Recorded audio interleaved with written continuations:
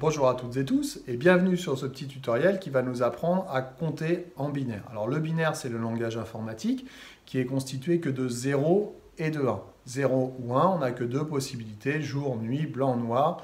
0 ou 1, c'est ce qu'on appelle en fait un bit. Donc avec un bit, on ne peut avoir que deux possibilités, soit 0, soit 1.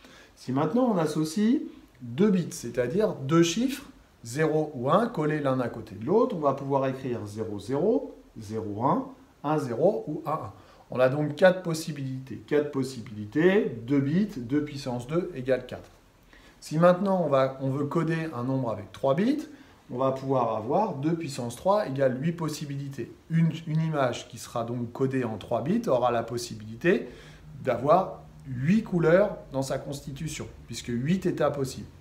Si maintenant on code avec 8 bits, sur 8 bits, on va avoir 2 puissance 8 égale 256 possibilités.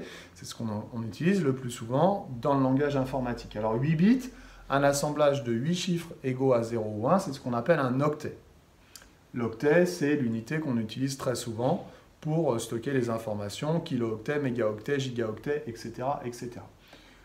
Si je veux arriver à traduire des nombres décimaux avec le système décimal, puissance de 10, unité, dizaines, centaines, mille, comme j'ai appris à compter depuis que je suis tout petit, et que je veux le traduire en langage binaire. Il faut donc que j'utilise un tableau de cette forme-là, où on va associer à chaque colonne une puissance de 2. Donc, vu qu'on a un octet, on va avoir 8 colonnes, chaque colonne correspondant à une puissance de 2. 2 puissance 0, 1, 2 puissance 1, 2, 2 puissance 2, 4, 2 puissance 3, 8, etc. Et on va décomposer. Donc 13 c'est quoi? 13, c'est 8 plus 4 plus 1. Donc là où j'ai choisi d'avoir la puissance de 2 associée, je vais mettre un 1. Et puis partout ailleurs, je vais mettre des 0. Voilà comment on peut représenter le nombre 13 en langage binaire.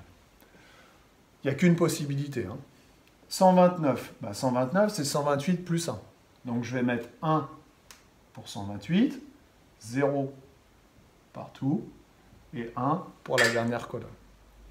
Dernière possibilité, dernier exemple, 255. Alors 255, en fait c'est facile parce que comme il n'y a que 256 états possibles avec 8 bits, qu'on ne faut pas oublier le 0, d'accord? Et bien le nombre maximal qu'on va pouvoir écrire avec 8 bits, c'est 255.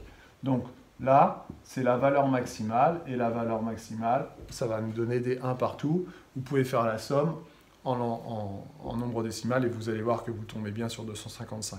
Voilà, donc on a déchiffré, c'est le cas de le dire, la notion de bit, la notion de langage binaire, savoir passer de l'un à l'autre. J'espère que j'ai été clair, je vous dis à bientôt.